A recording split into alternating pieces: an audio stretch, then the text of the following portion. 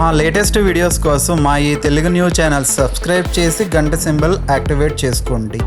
రేపు గురువారం పౌర్ణమి ముందు రోజు 3 యాలక్కాయలతో ఇలా చేస్తే చాలు, లక్ష్మీదేవి మీ ఇంట్లో అడుగు పెడుతుంది. లక్షలు కాదు, కోట్లు వస్తాయి, కష్టాలు పోతాయి, మీ సమస్యలు పోతాయి, సకల సంపదలు సిద్ధిస్తాయి. ప్రస్తుతం సమాజంలో చాలామంది ఎదుర్కొంటున్న అతిపెద్ద సమస్య ఆర్థిక ఇబ్బందులు. ఎంత సంపాదించినా చేతిలో రూపాయి నిలవకపోవడం, చేసిన అప్పులు తీరకపోవడం, కష్టపడి పనిచేసినా దానికి తగ్గ ఫలితం రాకపోవడం వంటి సమస్యలతో ఎంతోమంది సతమతమవుతున్నారు. ఇంట్లో లక్ష్మీదేవి కటాక్షం లేకపోతే ఎంతటి ధనవంతుడైనా దరిద్రంలోకి జారిపోక తప్పదు. లక్ష్మీదేవి అనుగ్రహం మనపై ఉన్నప్పుడు మాత్రమే మనం సుఖ సంతోషాలతో, అష్టైశ్వర్యాలతో తులతూగుతాము. ఒక మనిషి జీవితంలో రాజయోగం పట్టాలన్నా, కోట్లు గడించాలన్నా ఆ తల్లి కరుణా కటాక్షాలు మెండుగా ఉండాలి.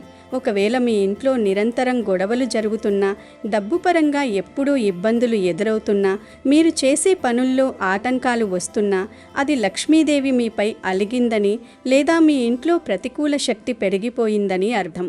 అటువంటి ఆర్థిక సమస్యల నుండి బయటపడటానికి, లక్ష్మీదేవిని మీ ఇంటికి ఆహ్వానించడానికి పౌర్ణమి ముందు రోజు చేసే ఈ యాలకుల పరిహారం అద్భుతంగా పనిచేస్తుంది.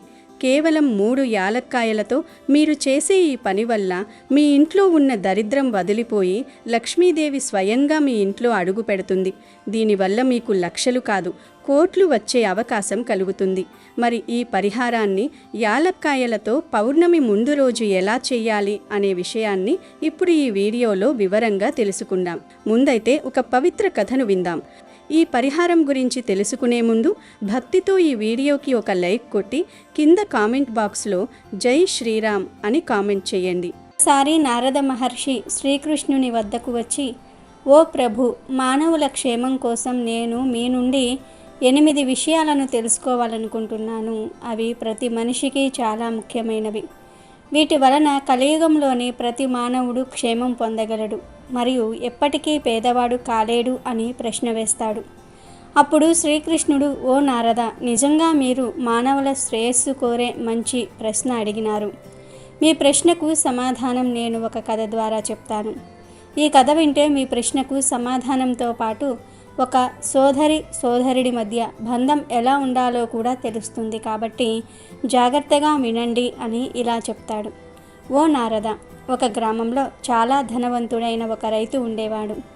ఆ రైతు ఇంట్లో 2 కవలలు పుట్టారు. ఆ 2 కవలల్లో ఒకరు కొడుకు కాగా మరి ఒకరు కూతురు. ఆ రైతు కొడుకుకు రాహుల్, కూతురికి చిత్ర అని పేరు పెట్టాడు. క్రమంగా ఆ రైతు పిల్లలు పెరగటం ప్రారంభించారు. వారికి వివాహ వయసు వచ్చింది. రైతు తన పిల్లల పెళ్లి గురించి ఆందోళన చెందుతాడు. ఒకరోజు రైతు ఏదో పని మీద పక్క ఊరికి వెళ్ళినప్పుడు అక్కడి ఒక వ్యాపారవేత్త కొడుకును ఇష్టపడతాడు. తన కుమార్తె చిత్రకు ఆ వ్యాపారవేత్త కొడుకుతో వివాహం చేస్తాడు. కాబట్టి చిత్ర తన తండ్రి ఇంటిని వదిలి అత్తమామల ఇంటికి వెళ్తుంది. రైతు తన కుమార్తెకు వీడ్కోలు పలికిన తర్వాత అతను తన కొడుకు పెళ్లి గురించి ఆలోచించటం ప్రారంభిస్తాడు. ఒకరోజు ఆ రైతు భయంకరమైన వ్యాధి బారిన పడతాడు. తండ్రి దీనస్థితిని రైతు కొడుకు చూడలేకపోతాడు. అతను తన తండ్రికి ఉత్తమ వైద్యుడితో చికిత్స చేయిస్తాడు మరియు అతని తండ్రికి అత్యంత ఖరీదైన మందులు తెస్తాడు. కానీ అతని తండ్రి పరిస్థితుల్లో ఎటువంటి మెరుగుదల లేదు. ఆ రైతు యొక్క సంపద మరియు ఆస్తి మొత్తం పోతుంది. ఈ విధంగా తన తండ్రికి చికిత్స చేయిస్తూ రైతు కొడుకు పేదరికం అంచుకు వెళతాడు. రైతు వ్యాధికి ఏ మందు పనిచేయకపోగా రైతు తన కొడుకును దగ్గరకు పిలిచి, కుమారా, ఏదైనా పని మానవ సామర్థ్యానికి మంచిదని లేదా ఆ పనికి పరిష్కారం దొరకనప్పుడు ఆ పనిని దేవునికి వదిలివేయాలి. కాబట్టి నువ్వు నా గురించి చింతించటం మానేసి నీ భవిష్యత్తు గురించి ఆలోచించు. ఈ రోజు కాకపోతే రేపు నేను ఈ ప్రపంచాన్ని విడిచిపెట్టాలి. అవునా, నువ్వు పెళ్లి చేసుకో అంటాడు. అతని దగ్గర డబ్బు సరిగ్గా లేనందున ఒక నిరుపేద కుటుంబానికి చెందిన అమ్మాయిని రాహుల్ పెళ్లి చేసుకుంటాడు. పెళ్ళైన కొద్ది రోజులకు తండ్రి చనిపోతాడు. రాహుల్ తన తండ్రి అంత్యక్రియలను పూర్తి ఆచార్య వ్యవహారాలతో నిర్వహిస్తాడు. పొలాలు, గడ్డివాములతో సహా రాహుల్ వద్ద ఉన్నదంతా కూడా అప్పటికే తన తండ్రి అనారోగ్య చికిత్సకు ఖర్చు చేస్తాడు. ఇప్పుడు రాహుల్ మిగిలి ఉన్న పొదుపు అంతా తన తండ్రి అంత్యక్రియలు చేసిన తర్వాత దినం భోజనానికి ఖర్చు చేస్తాడు. అలా రాహుల్ ఇప్పుడు మరింత పేదవాడు అవుతాడు. దాంతో రాహుల్ బయటకు వెళ్ళి ఒక గుడిసెను నిర్మించుకుని ఇతరుల పొలాల్లో కష్టపడి పనిచేసి అతని భార్యని పోషించుకుంటాడు. రాహుల్ సోదరి చిత్ర సోదరుడి పరిస్థితిని తెలుసుకుని అతడు పేదవాడు గనుక అతడిని ద్వేషించటం ప్రారంభిస్తుంది. మా అన్నయ్య ఇప్పుడు పూర్తిగా పేదవాడు అయ్యాడు. అతని దగ్గర ఒక్క పైసా కూడా లేదు. ఇటువంటి పరిస్థితుల్లో అతను మా ఇంటికి వస్తే మా అత్తమామలు తోడికోడళ్ళు నన్ను అవమానిస్తారు అని ఆలోచించటం మొదలుపెడుతుంది. బట్టి చిత్ర అతని అన్నను ఇంటికి పిలవదు. తను కూడా అన్న దగ్గరకు వెళ్ళదు. అలా వారికి పిల్లలు పుడతారు. ఆ పిల్లలు కూడా పెద్దవారు అయిపోతారు. కానీ చిత్ర మాత్రం అన్నయ్యతో మాట్లాడదు. ఒకరోజు చిత్ర కొడుకు పెళ్లి నిశ్చయమవుతుంది. కానీ చిత్ర తన అన్న రాహుల్ని పెళ్లికి ఆహ్వానించదు. తన మేనల్లుడి పెళ్లి నిశ్చయమవుతుంది అని రాహుల్కి తెలుస్తుంది. అప్పుడు రాహుల్ అతని భార్య దివ్యాని దగ్గరకు సంతోషంగా వెళ్ళి అతని మేనల్లుడి పెళ్లి నిశ్చయమైందని చెప్తాడు. అతని భార్య దివ్యాని చాలా సంతోషించి, అయితే ఈ విధంగా నేను నా ఆడపడుచును కలుసుకోవచ్చు అని ఆహ్వాన పత్రిక గురించి అడుగుతుంది. ఆహ్వాన పత్రిక గురించి అడగగానే రాహుల్ ఏమీ మాట్లాడలేకపోతాడు. ఎందుకంటే అతని చెల్లెలు చిత్ర రాహుల్కి ఆహ్వానం పంపించదు. ఈ విషయం తెలుసుకున్న రాహుల్ భార్య ఆహ్వానం పంపించకపోతే వెళ్ళకూడదు అని అంటుంది. కానీ రాహుల్ నా మేనల్లుడి పెళ్ళి అంటే నా కొడుకు పెళ్లితో సమానమని ఆహ్వాన లేకపోయినా సరే పర్వాలేదు నేను వెళతాను అని చెల్లెలు చిత్ర ఇంటికి ఒంటరిగా వెళ్తాడు. రాహుల్ తన సోదరి ఇంటికి వెళ్ళడానికి తన స్నేహితుడి నుండి కొంత డబ్బు తీసుకుంటాడు. అప్పుగా తీసుకున్న డబ్బుతో రాహుల్ తన సోదరి చిత్ర మరియు అతని బావ మేనల్లుడు కోసం అందమైన బట్టలు కొంటాడు. ఆ బట్టలు తీసుకుని అతను తన సోదరి అత్తమామల ఇంటికి బయలుదేరాడు.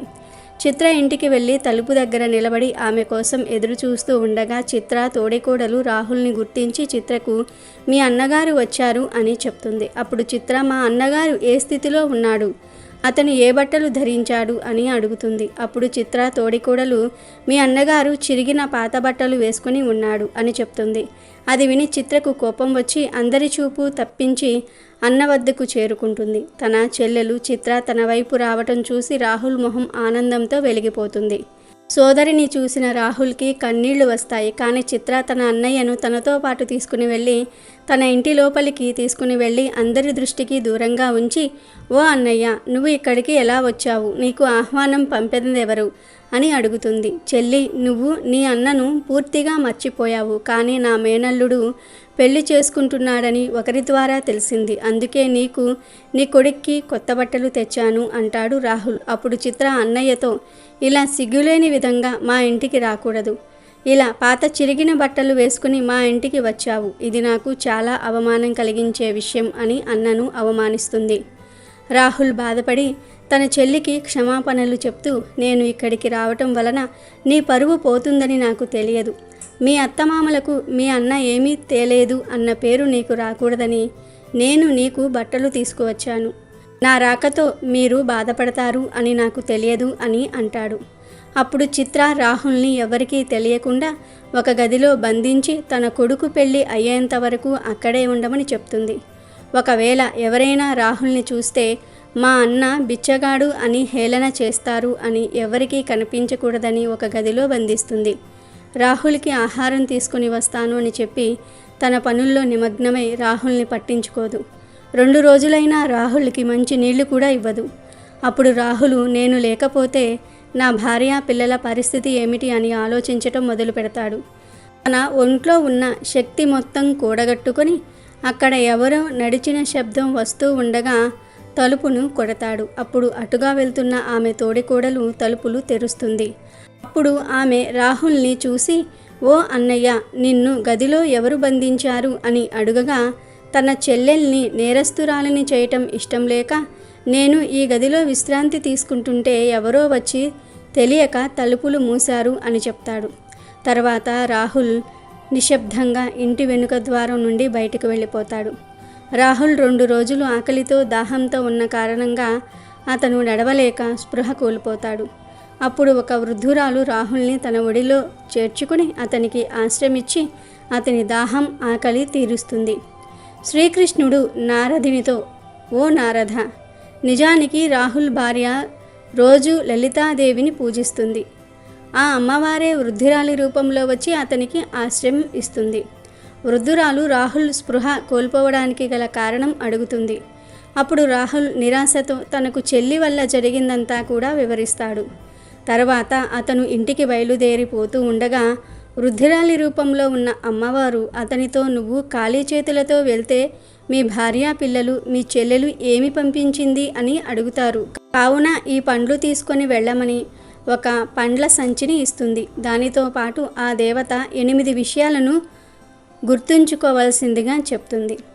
ఆ పండ్ల సంచిను తీసుకొని రాహుల్ ఇంటికి బయలుదేరుతాడు. రాహుల్ భార్య రాహుల్ని చూసి, మీ నాన్నగారు వచ్చారు అని పిల్లలకు చెప్తుంది.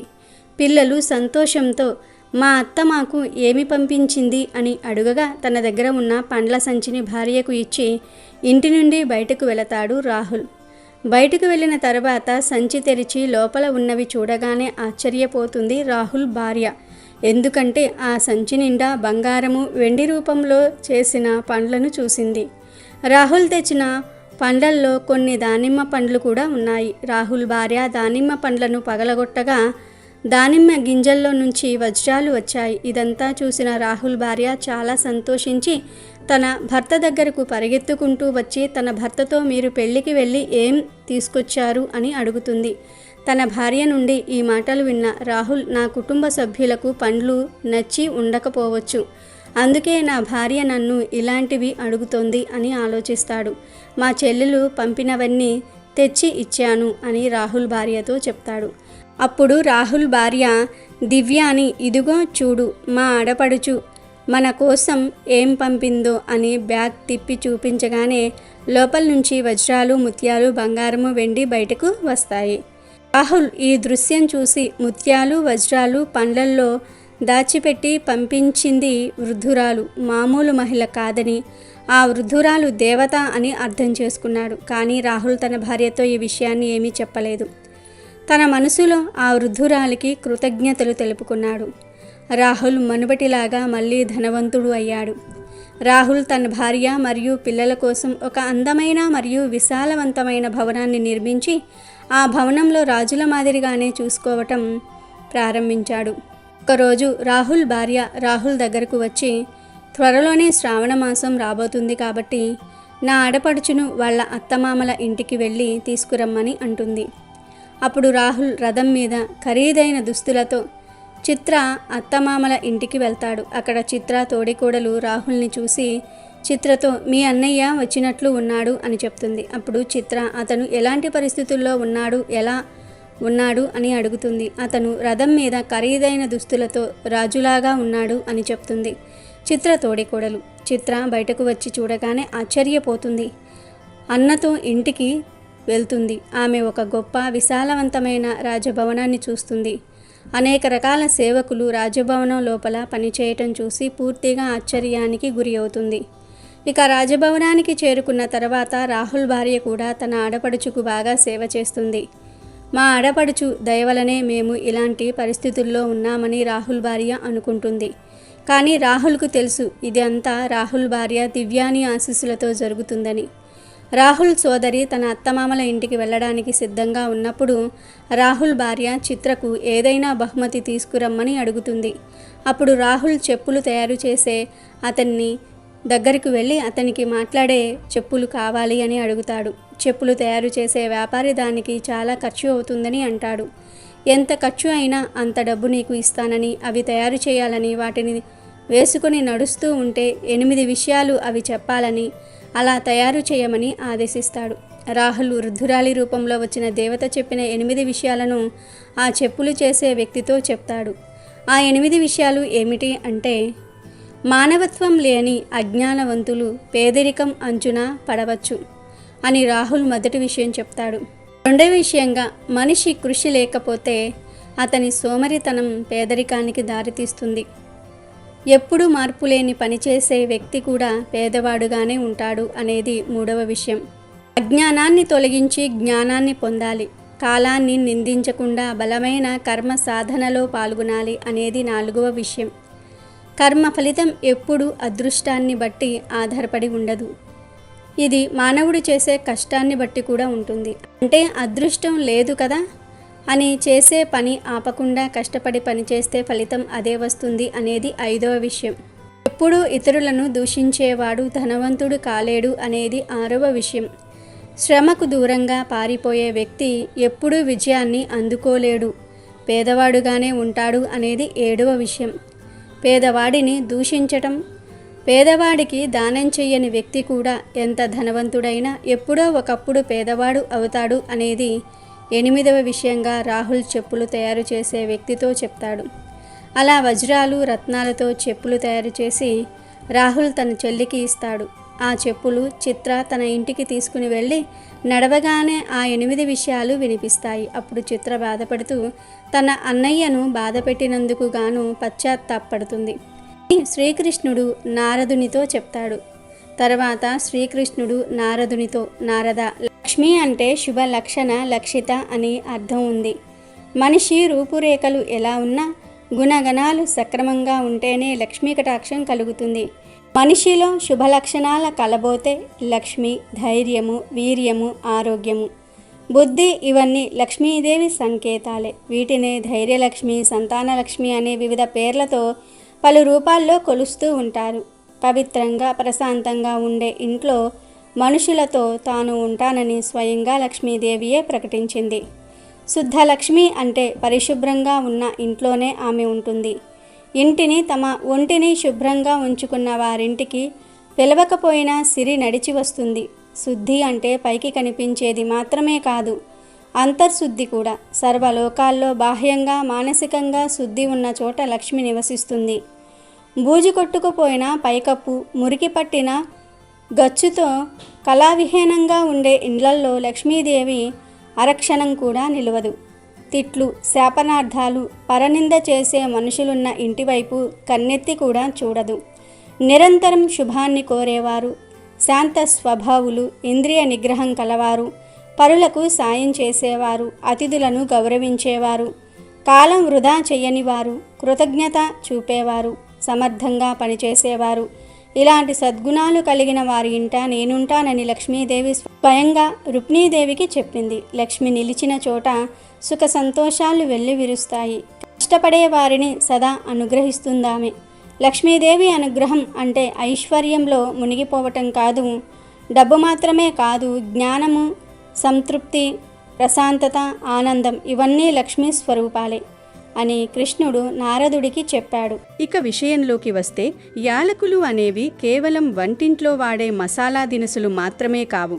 ఆధ్యాత్మిక పరంగా యాలకులకు ఒక అద్భుతమైన శక్తి ఉంది. యాలకులు సువాసనను వెదజల్లడమే కాకుండా శుక్రగ్రహానికి ప్రతీకగా పరిగణించబడతాయి. జ్యోతిష్య శాస్త్రం ప్రకారం శుక్రుడు అంటే ఐశ్వర్యం, భోగభాగ్యాలు, విలాసవంతమైన జీవితానికి కారకుడు.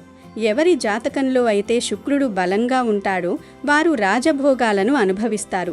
అటువంటి శుక్రుడికి ఇష్టమైన పదార్థం ఈ యాలకులు. అంతేకాకుండా లక్ష్మీదేవికి యాలకులు అంటే ఎంతో ప్రీతికరం. అందుకే మనం దైవ కార్యాల్లో కానీ ప్రసాదాల్లో కానీ యాలకులను ఎక్కువగా వాడుతుంటాము. యాలకుల సువాసన ఎక్కడైతే ఉంటుందో అక్కడ లక్ష్మీదేవి నివాసం ఉంటుందని పెద్దల నమ్మకం. ఈ యాలకులు మీ ఇంట్లో ఉన్న ప్రతికూల శక్తిని తొలగించి సానుకూల తరంగాలను ఆకర్షించడంలో కీలక పాత్ర పోషిస్తాయి. ప్రకృతిలో దొరికే అత్యంత పవిత్రమైన సుగంధ ద్రవ్యాల్లో యాలకులు ఒకటి. ఇవి కేవలం ఆరోగ్యాన్ని మాత్రమే కాకుండా మనిషి యొక్క మానసిక స్థితిని కూడా మెరుగుపరుస్తాయి. యాలకులను ఉపయోగించి చేసే తంత్రశాస్త్ర పరిహారాలు చాలా త్వరగా ఫలితాలనిస్తాయి. ఎందుకంటే యాలకుల గింజల్లో ఉండే ఆ సూక్ష్మ శక్తి విశ్వంలో ఉన్న లక్ష్మీతత్వాన్ని ఆకర్షించే గుణాన్ని కలిగి ఉంటుంది. ప్రాచీన కాలం నుండి రాజులు, మహారాజులు తమ సంపదను పదిలపరుచుకోవడానికి మరియు మరింత సంపదను ఆకర్షించడానికి యాలకులను దానధర్మాలు చేయడం లేదా వాటిని ప్రత్యేకమైన పూజల్లో ఉపయోగించడం చేసేవారు. యాలకుల గురించి మరిన్ని విషయాలు తెలుసుకోవాలంటే వీటికి ఉన్న వశీకరణ శక్తి గురించి కూడా ప్రస్తావించాలి. ఇక్కడ వశీకరణ అంటే ఎవరినో లొంగ తీసుకోవడమని కాదు, ఐశ్వర్యాన్ని మనవైపు తిప్పుకోవడమని అర్థం. యాలకుల రంగు పచ్చగా ఉంటుంది. ఇది బుధ గ్రహానికి కూడా సంబంధించింది. బుధుడు వ్యాపారానికి, తెలివితేటలకు కారకుడు. కాబట్టి ఒక యాలక్కాయను మనం సరైన పద్ధతిలో ఉపయోగిస్తే అటు శుక్రుని అనుగ్రహం, ఇటు బుధుడి కరుణ రెండూ లభిస్తాయి. దీనివల్ల వ్యాపారంలో లాభాలు రావడం, ఉద్యోగంలో ప్రమోషన్లు రావడం మరియు ఆకస్మిక ధనలాభం కలగడం జరుగుతుంది. యాలకులను సంస్కృతంలో ఏలా అని పిలుస్తారు. ఆయుర్వేదంలో కూడా దీనికి గొప్ప స్థానం ఉంది. ఇది శరీరంలోని విష తుల్యాలను బయటకు పంపినట్టే ఇంట్లో ఉన్న నెగిటివ్ ఎనర్జీని కూడా బయటకు పంపేస్తుంది. లక్ష్మీదేవి పూజలో యాలకుల మాలను సమర్పించడం వల్ల ఆ తల్లి వెంటనే ప్రసన్నమవుతుంది. యాలకులలో ఉన్న ఘాటైన సువాసన చుట్టుపక్కల ఉన్న దుష్టశక్తులను పారద్రోలి దేవతలను ఆకర్షిస్తుంది. ముఖ్యంగా పౌర్ణమి తిథికి ముందు వచ్చే రోజున చంద్రుడి ప్రభావం భూమిపై ఎక్కువగా ఉంటుంది. ఆ సమయంలో మనసు చంచలంగా ఉన్న ఆధ్యాత్మిక ప్రక్రియలు చేయడానికి అది చాలా అనువైన సమయం. ఆ సమయంలో యాలకులతో ఈ పరిహారం చేయడం వల్ల మీ సంకల్పం త్వరగా నెరవేరుతుంది. యాలకులు సాక్షాత్తు మహాలక్ష్మి స్వరూపం కాబట్టి వీటిని ఎప్పుడూ గౌరవంగా చూడాలి. మీరు ఒకవేళ తీవ్రమైన అప్పుల బాధలో ఉంటే యాలకుల వాసనను పీల్చడం లేదా వాటిని జేబులో ఉంచుకోవడం వల్ల కూడా కొంత ఉపశమనం లభిస్తుంది. యాలకులు మన చుట్టూ ఒక రక్షణ కవచంలా మారి దురదృష్టాన్ని దరిచేరనీయవు. కాబట్టి ఈ యాలక్కాయల శక్తిని తక్కువగా అంచనా వేయకండి. ఈ చిన్న గింజల్లో అనంతమైన విశ్వశక్తి దాగి ఉంది. దానిని మనం మన మేలు కోసం ఎలా ఉపయోగించుకోవాలి అనేదే ఇక్కడ ముఖ్యం. ఇప్పుడు మనం ఈ పరిహారాన్ని ఎలా నిర్వహించాలో వివరంగా తెలుసుకున్నాం. ముందుగా మీరు పౌర్ణమి ముందు రోజు సాయంత్రం వేళలో ఈ పరిహారాన్ని మొదలు పెట్టాలి. ఇందుకోసం మీరొక తెల్లని కాగితాన్ని తీసుకోండి. ఆ కాగితం పైన ఎటువంటి రాతలు ఉండకూడదు. అది శుభ్రంగా ఉండాలి. ఆ కాగితం మధ్యలో సరిగ్గా 3 యాలక్కాయలను ఉంచండి. ఈ 3 యాలక్కాయలు కూడా ఎక్కడా విరిగిపోకుండా నిండుగా పచ్చగా ఉండాలి. ఆ యాలక్కాయలపైన ఒక చిటికెడు పసుపును వేయండి. పసుపు మన హిందూ సాంప్రదాయంలో అత్యంత పవిత్రమైనది మరియు మంగళకరమైనది. పసుపు విఘ్నేశ్వరుడికి మరియు లక్ష్మీదేవికి ఇద్దరికీ ఇష్టమైనది. ఆ తర్వాత అందులో కొన్ని ధనియాలను వేయండి. ధనియాలను మనం ధనానికి సంకేతంగా భావిస్తాము. అందుకే ధనియాల పూజ వల్ల ధనధాన్యాలు సమృద్ధిగా లభిస్తాయని శాస్త్రాలు చెబుతున్నాయి. ఆ ధనియాలపైన కొద్దిగా కర్పూరం పొడిని చల్లండి. కర్పూరం హారతికి మాత్రమే కాదు, ప్రతికూల శక్తిని దహనం చేయడానికి కూడా ఉపయోగపడుతుంది. ఇప్పుడు వీటన్నింటినీ కలిపి ఆ తెల్లటి కాగితంలో ఒక పొట్లంలా కట్టండి. ఇలా సిద్ధం చేసుకున్న పొట్లాన్ని మీ కుడి చేతిలోకి తీసుకుని మీ ఇష్టదైవాన్ని మనసారా తలుచుకోండి. మీ ఆర్థిక ఇబ్బందులన్నీ తొలగిపోవాలని, లక్ష్మీదేవి మీ ఇంట్లో స్థిర నివాసం ఉండాలని బలంగా కోరుకోండి. ఆ తర్వాత ఆ పొట్లాన్ని పట్టుకుని మీ ఇల్లంతా ఒకసారి తిరగండి. మీ ఇంట్లోని ప్రతి గదిలోకి, ప్రతి మూలలోకి వెళ్ళండి. ఇలా చేయడం వల్ల ఆ పొట్లంలో ఉన్న యాలకులు, ధనియాలు, కర్పూరం యొక్క శక్తి మీ ఇంట్లో ఉన్న ప్రతికూల తరంగాలను లాగేసుకుంటాయి. మీ ఇంట్లో ఎక్కడైనా దరిద్రలక్ష్మి ఉంటే ఆ శక్తి ప్రభావంతో ఆమె బయటకు వెళ్ళిపోతుంది. ఇల్లంతా తిరిగిన తర్వాత ఆ పొట్లాన్ని తీసుకొని మీ ఇంటి బయటకు వెళ్ళండి. ఇంటి ముఖద్వారం దాటిన తర్వాత ఒక సురక్షితమైన ప్రదేశంలో ఆ పొట్లాన్ని ఉంచి దానికి నిప్పు పెట్టండి. అంటే ఆ పొట్లాన్ని పూర్తిగా కాల్చేయాలి. ఆ కర్పూరం మరియు యాలకులు కాలుతున్నప్పుడు వచ్చే పొగ చుట్టుపక్కల వాతావరణాన్ని శుద్ధి చేస్తుంది. ఆ పొట్లం పూర్తిగా కాలి బూడిద అయ్యే వరకు అక్కడే ఉండండి. ఆ బూడిదను ఎవరూ తొక్కని చోట లేదా పారే నీటిలో కలిపేయండి. ఇలా చేయడం వల్ల మీ ఇంట్లో ఉన్న సమస్త ఆర్థిక సమస్యలు, దారిద్ర్యం, గొడవలు అన్నీ ఆ మంటల్లో కాలిపోతాయి. ఈ ప్రక్రియ పూర్తయిన తర్వాత కాళ్ళు చేతులు కడుక్కుని ఇంట్లోకి ప్రవేశించండి. ఈ పరిహారం చేయడం వల్ల మీకు రాజయోగం పడుతుంది. అప్పటి వరకు మీకు అడ్డుపడిన ఆటంకాలన్నీ తొలగిపోయి ధనం వచ్చే మార్గాలు సుగమమవుతాయి. లక్ష్మీదేవి అనుగ్రహంతో మీ ఇంట్లో అష్టైశ్వర్యాలు సిద్ధిస్తాయి. మీరు అప్పుల నుండి విముక్తులవుతారు. ఈ పరిహారం చేసేటప్పుడు పూర్తి నమ్మకంతో, భక్తితో చేయండి. ఏదో చేస్తున్నాం కదా అని కాకుండా మనసారా ఆ తల్లిని వేడుకుంటే ఫలితం ఖచ్చితంగా ఉంటుంది. పౌర్ణమి ముందు రోజున ఈ చిన్న పని చేయడం వల్ల మీ జీవితంలో మీరు ఊహించని మార్పులు వస్తాయి. ఆర్థికంగా ఎదగడానికి మీకు కొత్త అవకాశాలు లభిస్తాయి. సమాజంలో గౌరవ మర్యాదలు పెరుగుతాయి. కుటుంబ సభ్యుల మధ్య సఖ్యత ఏర్పడుతుంది. కాబట్టి ఈ సులభమైన, శక్తివంతమైన యాలక్కాయల పరిహారాన్ని తప్పకుండా పాటించి లక్ష్మీదేవి కృపకు పాత్రులవ్వండి. మీ జీవితంలో చీకట్లు తొలగిపోయి సంపద అనే వెలుగు నిండుతుంది. మీరు ఈ పరిహారం పాటించిన తర్వాత మీ జీవితంలో కలిగే మార్పులను గమనించండి. ధనం అనేది కేవలం కష్టపడితేనే రాదు. దానికి దైవబలం కూడా తోడవ్వాలి. ఈ యాలక్కాయల ప్రక్రియ ఆ దైవబలాన్ని మీకు అందిస్తుంది. లక్ష్మీదేవి ఎప్పుడూ పరిశుభ్రత మరియు సువాసన ఉన్న చోట ఉండటానికి ఇష్టపడుతుంది. అందుకే మీ ఇంటివి శుభ్రంగా ఉంచుకుంటూ ఇటువంటి ఆధ్యాత్మిక పరిహారాలు చేస్తే ఫలితం రెట్టింపు అవుతుంది. పౌర్ణమి నాటికి మీ మనసులో ఉన్న కోరికలు నెరవేరడానికి ఈ ముందస్తు ప్రయత్నం ఒక పునాదిలా మారుతుంది. మీ ఇంట్లో ఉన్న ప్రతికూలత పోయి సానుకూలత పెరిగినప్పుడు లక్ష్మీదేవి స్వయంగా నడిచి వస్తుంది. అది లక్షలైనా కోట్లైనా ఆమె అనుగ్రహం ఉంటే సాధించడం అసాధ్యం కాదు. ఈ పరిహారాన్ని నమ్మకంతో చేయండి, శుభం కలుగుతుంది. ఈ పరిహారం తర్వాత మీకు ఏదైనా మంచి అవకాశం వస్తే దానిని వదులుకోకండి.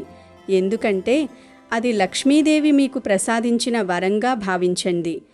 ధనం సంపాదించడం ఒక ఎత్తైతే దానిని నిలబెట్టుకోవడం మరొక ఎత్తు. లక్ష్మీదేవి అనుగ్రహం పొందిన వారు ధర్మాన్ని తప్పకూడదు. ఎప్పుడైతే మీరు ఇతరులకు సహాయం చేస్తూ నీతిగా ఉంటారో అప్పుడే ఆ సంపద మీ దగ్గర శాశ్వతంగా ఉంటుంది. యాలక్కాయల శక్తి మీకు ఆ దిశగా ప్రేరణనిస్తుంది. మీరు ఈ పరిహారం చేసిన తర్వాత మీ ఇంట్లో ధూపం వేయడం మర్చిపోకండి. సాంబ్రాణి ధూపం కూడా లక్ష్మీదేవికి ఎంతో ఇష్టం. యాలక్కాయలు కాల్చిన తర్వాత వచ్చే ఆ సానుకూల శక్తిని ఇంట్లో పదిలం చేసుకోవడానికి ధూపం ఎంతో తోడ్పడుతుంది. కనుక పౌర్ణమి ముందు రోజు యాలకులతో ఈ చిన్న పరిహారం చేసి శుభ ఫలితాలను పొంది సంతోషంగా జీవించండి. అమెజాన్లో బెస్ట్ డిస్కౌంట్స్ కోసం వీడియో డిస్క్రిప్షన్లో లింకు ఉంది, చూడండి. అలాగే మా టెలిగ్రామ్ ఛానల్ సబ్స్క్రైబ్ చేసుకోండి.